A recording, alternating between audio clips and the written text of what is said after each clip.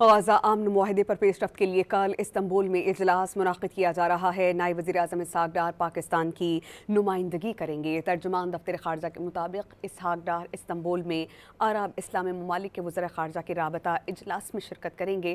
پاکستان 7 دیگر عرب اور اسلامی ممالک کے ساتھ مل کر سفارتی عمل کا حصہ ہے۔ اب پاکستان جنگ بندی کے مکمل نفاذ اور مقبوضہ فلسطینی علاقہ جات سے اسرائیلی افواج کے انخلا پر زور دے گا۔ فلسطینیوں کے لیے بلا رکاوٹ انسانی امداد کی فراہمی اور غزہ کی تعمیر نو پر بھی زور دیا جائے گا۔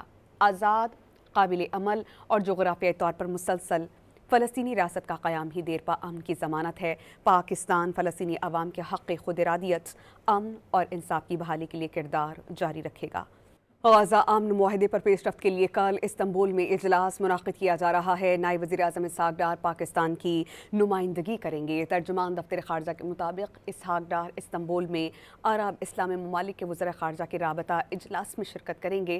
پاکستان 7 دیگر عرب اور اسلامی ممالک کے ساتھ مل کر سفارتی عمل کا حصہ ہے۔ اب پاکستان جنگ بندی کے مکمل نفاذ اور مقبوضہ فلسطینی علاقہ جات سے اسرائیلی افواج کے انخلا پر زور دے گا۔ فلسطینیوں کے لیے بلا رکاوٹ انسانی امداد کی فراہمی اور غزہ کی تعمیر نو پر بھی زور دیا جائے گا۔